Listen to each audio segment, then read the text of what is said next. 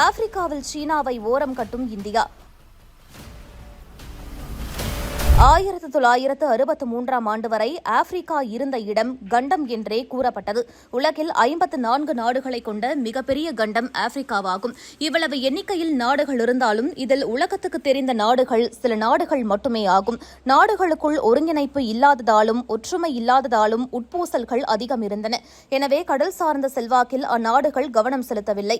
ஏராளமான கடல் வெளிகள் இருந்தும் அவை அந்நியர் ஆக்கிரமிப்புக்கு உள்ளாகின. 1962ஆம் ஆண்டில்தான் முதலாக ஆப்பிரிக்கா ஒன்றியம் என்ற அமைப்பு உருவானது. அதன்பின் 2022ஆம் ஆண்டு ஆப்பிரிக்கா ஒற்றுமை அமைப்பு என்ற ஒரு அமைப்பு உருவானது.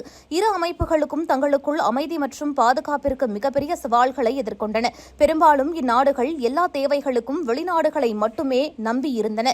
இந்நிலையில் இந்தியா, ஜப்பான் மற்றும் பிரான்ஸ் போன்ற நாடுகள் தங்கள் இந்தோ பசிபிக் கொள்கைகளை கிழக்கு மற்றும் தென்னாப்பிரிக்காவின் கடற்கரை வரை விரிவுபடுத்தியுள்ளன. குறிப்பாக இந்தியா இந்த விஷயத்தில் அதிக நோக்கத்தை காட்டியுள்ளது. ஜப்பான் ஜிபூட்டியில் ஒரு கடல் தளத்தை கொண்டுள்ளது. அதே நேரத்தில் பிரான்ஸ் ஜிபூட்டி மற்றும் அதன் தெற்கு இந்திய பெருங்கடல் தீவுகளில் கடல் தளங்களுடன் மிகவும் வலுவான இருப்பை கொண்டுள்ளது. இந்நிலையில் பிரான்ஸ் மற்றும் ஜப்பான் ஆகிய இரு நாடுகளுடனும் இந்தியா தங்கள் தளங்களை பயன்படுத்துவதற்கான ஏற்பாடுகளை கொண்டுள்ளது. இதன் மூலம் இந்தியா இந்த பிராந்தியத்தில் நிலையான இருப்பை கொண்டுள்ளது. பாரம்பரியமாக இந்தியாவின் தனது கடற்படை வலிமையை மொரிஷியஸ் மற்றும் சீஷெல்ஸ் வரை இணைத்து இப்போது அது மடகாஸ்கர் வரை விரிவடைந்துள்ளது. இப்போது ஆப்பிரிக்கா கடற்கரையில் உள்ள நாடுகளுடன் இந்தியா மிகவும் வலுவான உறவை கொண்டுள்ளது. இந்திய கப்பல்கள் ஆப்பிரிக்க துறைமுகங்களுக்கு நல்லெண்ண பணிகளுக்காக அடிக்கடி வருகை தருகின்றன. சென்ற கொரோனா தொற்று நோய் பரவலின் போது செங்கடல் வரையிலான கடலோர நாடுகளுக்கு இந்திய கப்பல்கள் உணவு மற்றும் மருத்துவ உதவிகளை வழங்கின. இந்தியாவின் தனது கடற்படை மூலம் மனிதாபிமான உதவி மற்றும் பேரிடர் நிவாரணம் ஆகிய நடவடிக்கைகளில் இங்கு ஈடுபட்டதன் மூலம் இந்நாடுகளிடம் நல்ல மதிப்பையும் மரியாதையும் பெற்றுள்ளது. இந்தியா தனது இந்தோ பசிபிக் பாதுகாப்பு கொள்கை மற்றும் சிந்தனைப்படி ஆப்பிரிக்காவுக்கு முன்னுரிமை அளிக்கும் வகையில் பிராந்திய ரீதியாகவும் இருதரப்பு ரீதியாகவும் செயல்பட்டு வருகிறது. குறிப்பாக இந்திய பெருங்கடல் ரிம் அசோசியேஷன் மற்றும் சாகர் கொள்கை மற்றும் திட்டங்கள் மூலம் இந்தியா சிறந்த ஒத்துழைப்புடன் ஆப்பிரிக்க நாடுகளுடன் இணைந்து பணியாற்றி வருகின்றன. நிலையான பொருளாதார வளர்ச்சி, செழிப்பு மற்றும் பிராந்திய ஸ்திரத்தன்மை ஆகியவற்றை மேம்படுத்துவதற்கான ஒரு தளமாக IORA-ஐ இந்தியா கருதுகிறது.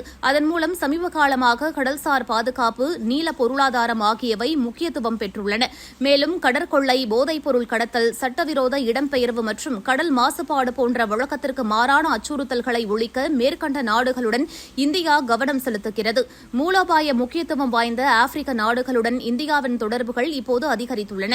2023 பிரிக்ஸ் மாநாட்டில் எத்தியோப்பியா மற்றும் தென்னாப்பிரிக்கா தலைவர்களை பிரதமர் மோடி சந்தித்தார். காமன்வெல்த் மற்றும் NAM உச்சி மாநாட்டிற்காக தான்சானியா மற்றும் கென்யாவின் ஜனாதிபதிகள் இந்தியாவிற்கு விஜயம் செய்தனர்.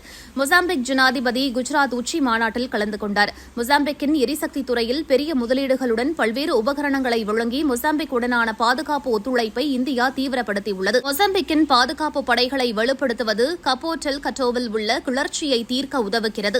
தான்சானியா மற்றும் கென்யாவுடனான கடல்சார் பாதுகாப்பு மற்றும் ஒத்துழைப்பு குறித்த கூட்டு அறிக்கைகள் இருதரப்பு ஒத்துழைப்பை விரிவுபடுத்துவதற்கான கட்டமைப்பை அமைத்துள்ளன. அதேபோல எத்தியோப்பியா இந்தியாவுடன் இதேபோன்ற ஒத்துழைப்பை நாடுகிறது. எரித்ரியா, ஜிபூட்டி மற்றும் சொமாலியா உட்பட ஆப்பிரிக்காவில் 18 புதிய தூதரகங்களை இந்தியா இதுவரை திறந்துள்ளது. ஏற்கனவே டான்சானியா, மொசம்பிக் மற்றும் ருவாண்டா ஆகிய நாடுகளிலும் புதிய தூதரகங்கள் திறக்கப்பட்டு அதிகாரிகள் நியமிக்கப்பட்டுள்ளனர். இது தென்னாப்பிரிக்கா மற்றும் கென்யாவில் ஏற்கனவே உள்ள பெரிய தூதரகங்களுடன் இணைக்கப்பட்டுள்ளது. இந்தியாவின் இந்த முடிவு இந்திய பெருங்கடல் முழுவதும் அரசியல் மற்றும் ராணுவ பாதுகாப்பை மேம்படுத்துவதை நோக்கமாக கொண்டுள்ளது. இந்நிலையில் வருவாய் குறைந்த, திறன் குறைந்த ஆப்பிரிக்க நாடுகளுடன் பிராந்திய அளவிலான ராணுவ திறன்களை வலுப்படுத்த இந்தியா அதிக பாதுகாப்பு சாதனங்களை ஏற்றுமதி செய்ய தயாராக உள்ளது. இந்நிலையில் அமெரிக்கா, சீனா, பிரான்ஸ் மற்றும் ஜப்பான் ஆகியவை ஜிபூட்டியில் கடல் தளங்களை கொண்டிருந்தாலும் இப்போது ஆப்பிரிக்க மேற்கு கடற்கரை பகுதிகளில் சோமாலியா கடற்கொள்ளையர்களுக்கு எதிராக செயல்பட்ட ஐரோப்பிய கடற்படைகள் குறைவாகவே காணப்படுகின்றன. அதே சமயம் அமெரிக்கா மற்றும் ஐரோப்பிய கப்பல்கள் செங்கடல் மற்றும் பிற பகுதிகளில் மட்டுமே கவனம் செலுத்துகின்றன.